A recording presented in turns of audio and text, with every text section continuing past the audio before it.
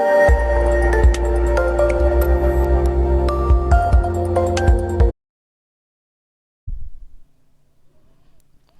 Friends, welcome to Sarvodaya Gurukul. दोस्तों, स्वागत है आप सभी का आपके अपनी यूट्यूब चैनल सर्वोदय गुरुकुल में। आज के इस वीडियो में हम लोग पढ़ेंगे यूपी बोर्ड क्लास 8 का मैथ्स चैप्टर नंबर 18 क्षेत्रमिति यानी कि मेंसुरेशन। ये चैप्टर हम क्यों स्टार्ट कर रहे हैं? क्योंकि आपका पहला चैप्टर नहीं स्टार्ट कर रहे हैं, क्योंकि ये जो चैप्टर है बहुत ही महत्वपूर्ण है हर एग्ज़ाम के लिए। साथ ही साथ अगर आप किसी भी क्लास के 9th 10th 11th कोई भी मैथ्स का अगर पेपर देने जाते हैं तो जो मेंसुरेशन का जो टॉपिक होता है बहुत ही इम्पोर्टेंट होता है। तो आइए वीडियो की शुरुआत करते हैं। वीडियो शुरू करने से पहले अगर आप चैनल पर नए हैं तो चैनल को सब्सक्राइब कर लीजिएगा, वीडियो को लाइक कर दीजिएगा अगर पसंद आएगी तो, और वीडियो को शेयर कर दीजिएगा। साथ ही बेल आइकन को प्रेस कर लीजिएगा, जब भी हम कोई अगला वीडियो अपलोड करेंगे तो उसका नोटिफिकेशन आप तक पहुंच सकेगा। आइए देखते हैं पहला प्रश्न है। क्षेत्रमिति से यानी कि मेंसुरेशन इंग्लिश में कहते हैं, आपको पता होगा। क्षेत्रमिति यानी कि मेंसुरेशन। अभ्यास 18 का ए। प्रश्न नंबर फर्स्ट यहाँ पे दे रखा है, एक समलंब की समांतर भुजाएं 3 सेंटीमीटर 4 सेंटीमीटर, इनके बीच की दूरी हमको दे रखी है 3 सेंटीमीटर और क्षेत्रफल हमसे पूछा है। तो सबसे पहले आप जान लीजिए समलंब चतुर्भुज होता क्या है। इस प्रकार की कोई आकृति अगर दिखती है तो उसको हम बोलते हैं समलंब चतुर्भुज। ठीक है, ये आपकी आकृति हो गई। इसमें से थोड़ा आसा और बढ़ा दीजिए लाइन को आगे, और यहाँ पे इस प्रकार से बना लीजिए। ये आपकी क्या हो गई? समलंब चतुर्भुज हो गया। अब बोला गया है समांतर भुजाएं कौन सी होंगी? ये आपकी और ये दोनों भुजाएं समांतर होती हैं, और ये बीच वाली जो लाइन होती है इसको बोलते हैं इनके बीच की दूरी, यानी कि इसको हम यस से रिप्रेजेंट करते हैं, यानी कि हाइट है।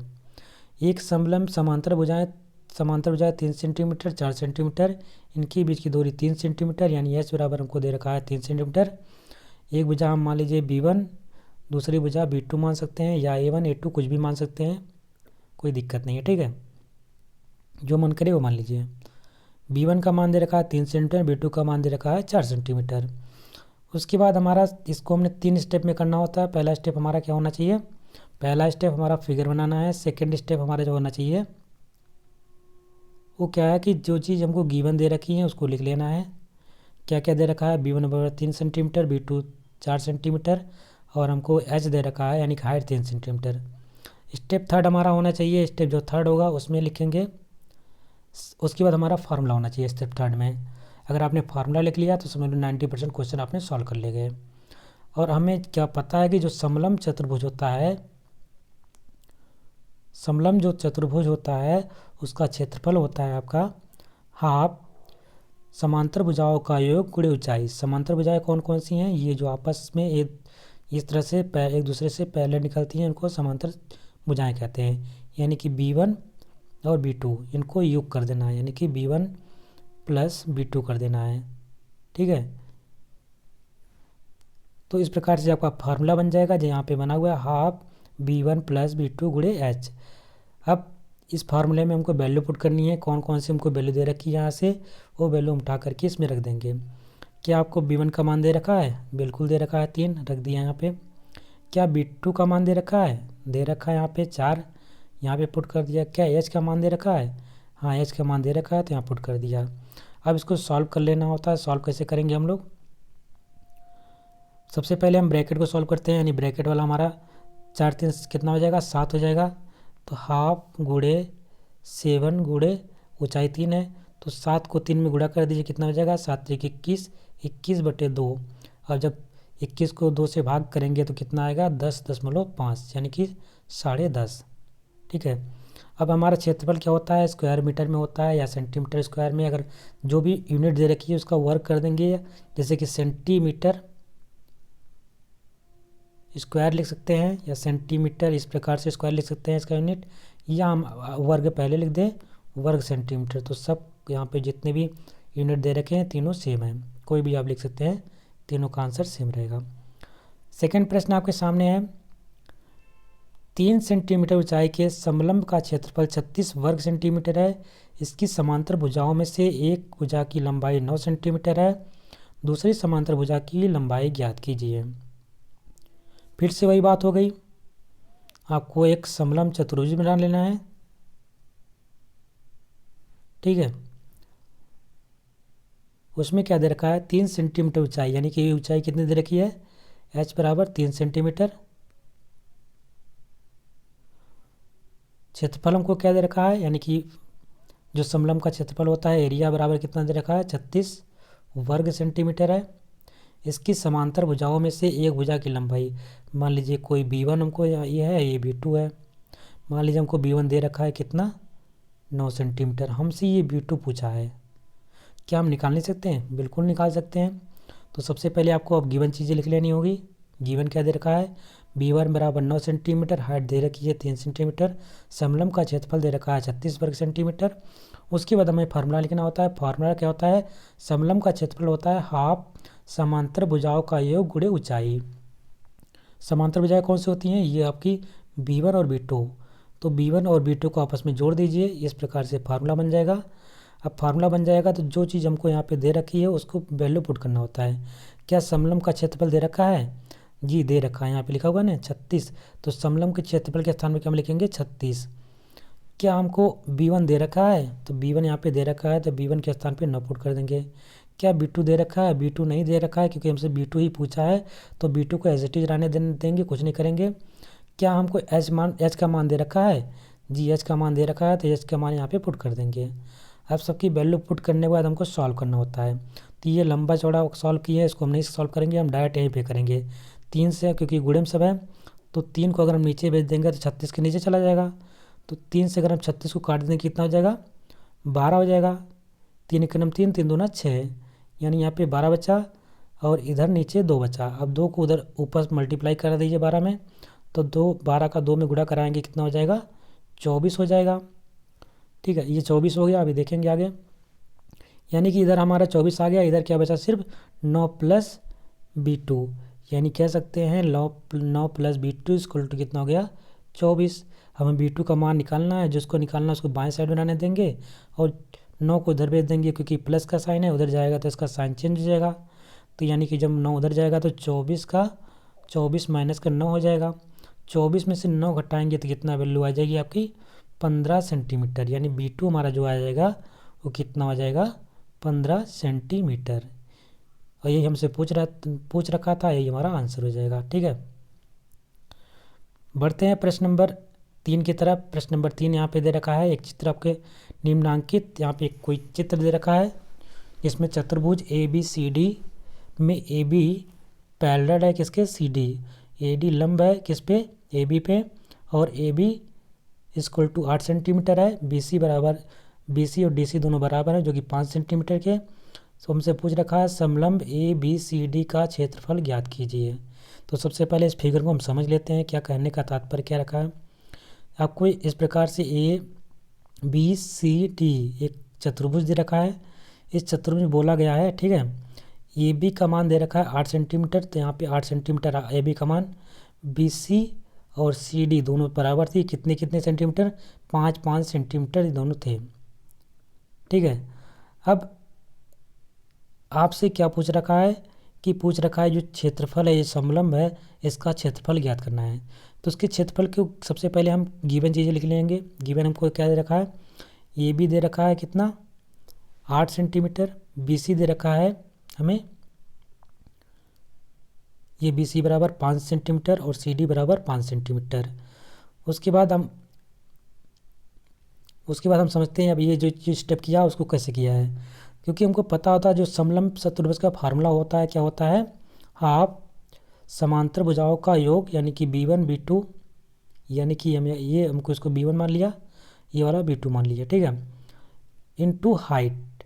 अब हमको हाइट यहाँ पे दे ही नहीं रखी थी, जब हमको हाइट नहीं दे रखी है तो ये हमारा क्या दिख रहा है एक तरीके से, क्योंकि उसने बोला लंब है, तो लंब क्या होता है, वो 90 डिग्री का कोण बनाता है। तो इसने लंब बोल दिया है, तो यानी कहीं ना कहीं जो त्रिभुज बन रहा है वो 90 डिग्री का बन रहा है। तो इससे क्या होगा कि एक पाइथागोरस थ्योरम होता है जिसको हम यहाँ पे अप्लाई कर सकते हैं।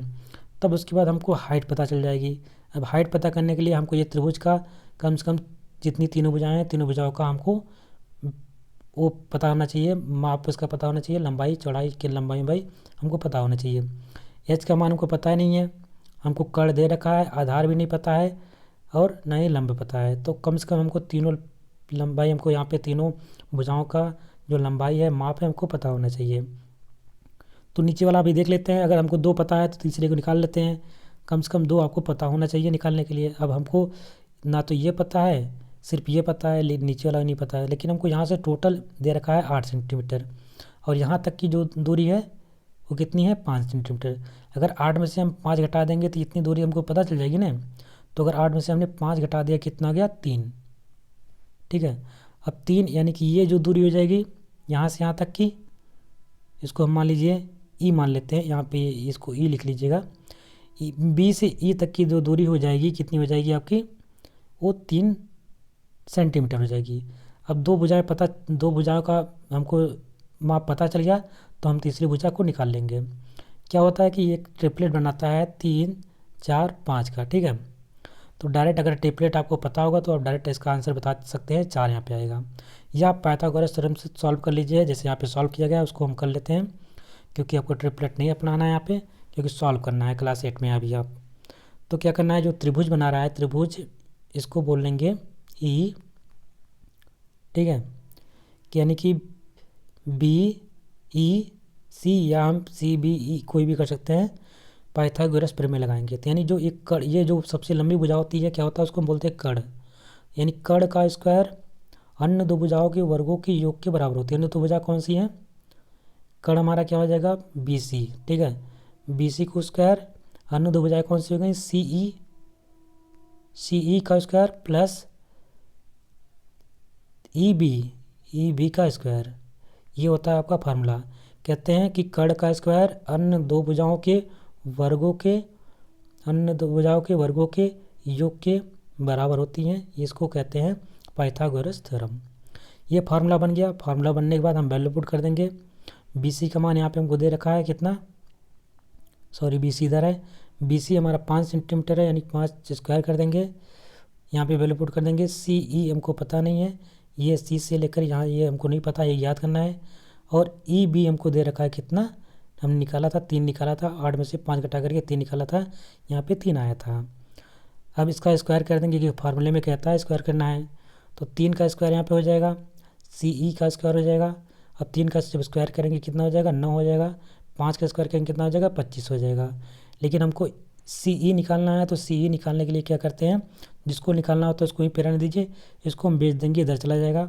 यानी 9 जब उधर जाएगा तो उसका साइन चेंज हो जाएगा, यानी सी ई स्क्वायर बराबर हो जाएगा 25 माइनस का 9। 25 में से 9 घटाएंगे कितना आ जाएगा 16, और ये स्क्वायर हटाएंगे तो ये अंडर रूट में 16 चला जाएगा। जब 16 का अंडर रूट निकालने की कितना आ जाएगा 4। इसे हम कहते हैं कि 3 4 5 ये ट्रिपलेट होते हैं हमेशा। अगर पाइथागोरस थ्योरम लग रही है कहीं पे, तो अगर आपको 4 5 दे रखा है तो ऑटोमेटिक 3 आ जाएगा। अगर आपको 3 5 दे रखा है तो 4 आ जाएगा, या आपको 4 5 रखा है, या कह सकते हैं 3 4 रखा है तो पाँचवा आपका 5 पता चल जाएगा।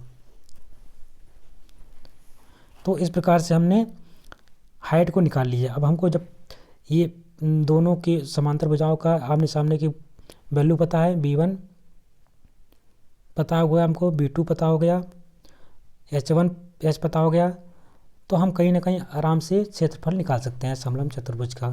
अब आइए निकाल लेते हैं, बिल्कुल आराम से, कोई दिक्कत नहीं होनी चाहिए। तो फार्मूला लिखेंगे अब, समलंब का क्षेत्रफल क्या होता है, हाफ समांतर भुजाओं का योग गुणे ऊंचाई। तो समांतर भुजाएं कौन है, b1 प्लस b2। h का मान हमने b1 निकाला, b1 दे रखा था ऑलरेडी, b2 निकाल लिया। b2 यहाँ से हमने 8 में से घटाया 3 को, तो यहाँ से यहाँ तक की दूरी आपको दे रखी थी, दोनों सेम थी, तो ये भी 5 सेंटीमीटर हो जाएगी। ठीक है, तो b1 b2 का वैल्यू दोनों का सेम है।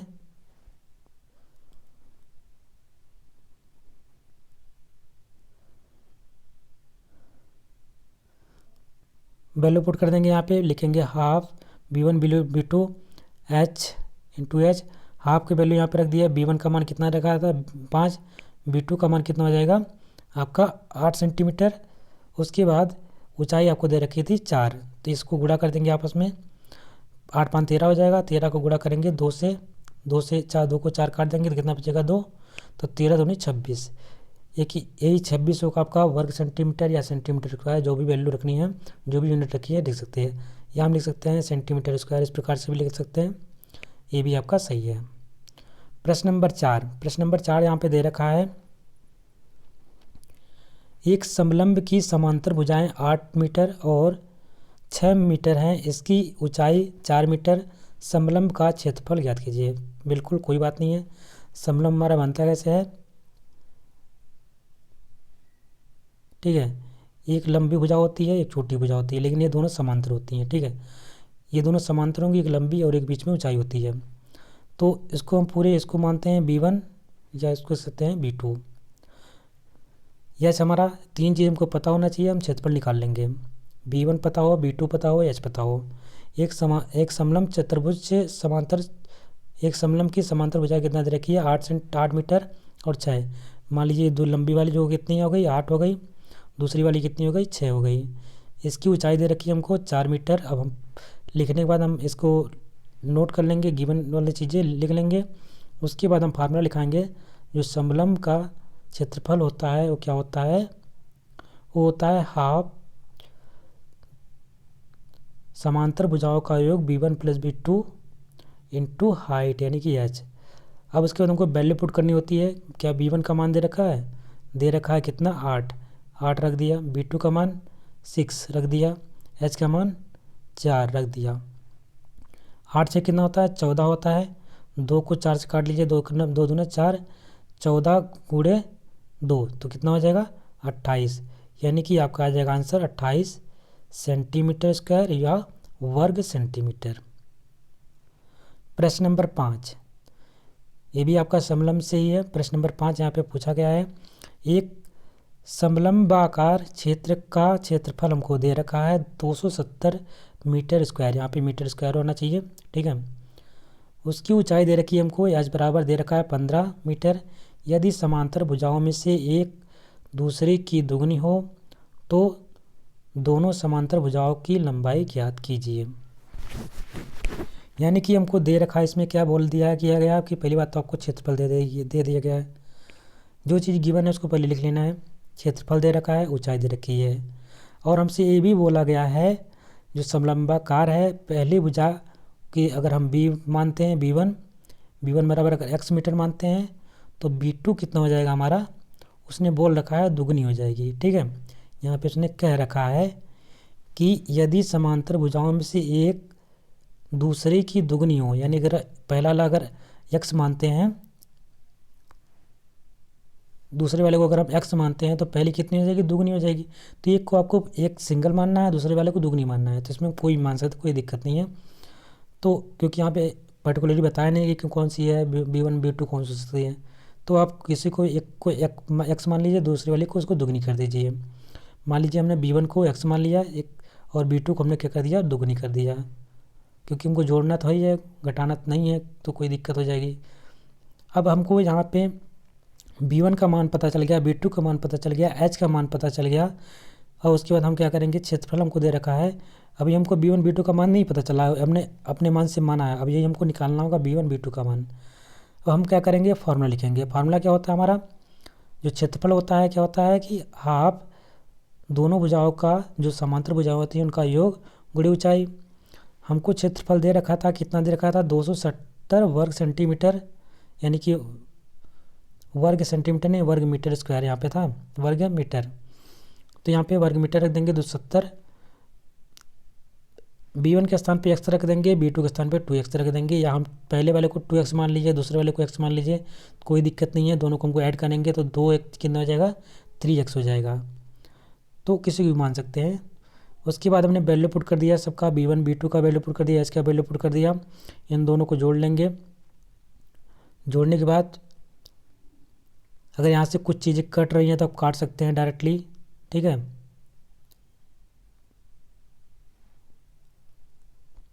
नहीं कट रही है तो कोई बात नहीं, रख करके बाद में काट लीजिएगा। तो यहाँ पे वैल्यू पुट करने के बाद हमने क्या किया, x को जिसके साथ जोड़ दिया तो 2 एक्स यहाँ पे था, 1 एक्स यहाँ पे, 3 एक्स हो गया। उसके बाद यहाँ पे 15 इसे रहने दीजिए। 15 को हमने भेज दिया कहाँ पे, 15 और 3 एक्स को इधर लेफ्ट हैंड साइड में लिख लीजिए। ये 2 को इधर मल्टीप्लाई करा दिए। अब इसको गुणे में रहने दीजिए, गुणा कराने की आवश्यकता नहीं है। फिर जो एक्स यहाँ पे बचा हमारा, एक्स को यहाँ पे लिख लीजिए। और 3 ये भी गुणे में था एक्स के साथ, ये भी 5 गुणे में। अगर इसके साथ में गुणे में तो नीचे चला जाएगा ये वैल्यू, तो 3 गुणे 5 हो जाएगा, 15 हो जाएगा। और इसको जब काटेंगे 15 से, आपको 15 से क्या 3 से काट लीजिए, नहीं कट रहा है तो कोई दिक्कत नहीं है, या 5 से काट लीजिए। 5 3 15, ठीक है। 5 25 25 और 25 2 27, यानी कि 5 चौको 20। अब कितना बचा, यहाँ पे 3 से काट लीजिए फिर से, 3 एकम 3, 3 8 24। फिर उसके बाद यहाँ पे 3 बचा, 3 से काट दीजिए, 6 3 18, यानी नीचे कितना बचा, ऊपर कितना बचा आपका 6 बचा और 2 बचा। तो 6 गुणे 2 कितना हो जाएगा, 6 गुणे 2 आपका 12 हो जाएगा। इस प्रकार से काट लीजिएगा। एक्स का मान अब आ गया आपका 12, लेकिन हमें b1 b2 कितना मान रखा था हमने, b1 का मान तो हमारा 12 आ गया जो कि x के बराबर था। b2 हमने मान रखा था 2x के बराबर। तो x का मान आपको 12 पता चल गया, तो x के स्थान पे 12 पुट कर देंगे। अब 12 पुट करेंगे कितना हो जाएगा, 12 दूनी 24, यानी कि b2 का जो मान आ जाएगा आपका कितना हो जाएगा, 24 सेंटीमीटर, यानी मीटर, क्योंकि यहाँ पे वैल्यू को मीटर में दे रखी थी। तो b1 हमारा हो गया 12 मीटर, दूसरी भुजा हमारी हो जाएगी 24 मीटर। इस प्रकार से ये जो पहला चैप्टर आपका था क्षेत्रमिति का, जो कि सारे प्रश्न समलंब से थे, वो कंप्लीट होता है। और बेहतरीन क्वेश्चन थे, आप लोग लगाइएगा और बताइएगा वीडियो कैसी आपको रही। अगर आपको वीडियो पसंद आई होगी तो इसको लाइक कर दीजिएगा। मिलते हैं अगले वीडियो में चैप्टर नंबर 18 का बी लेकर के। तब तक के लिए नमस्कार, जय हिंद।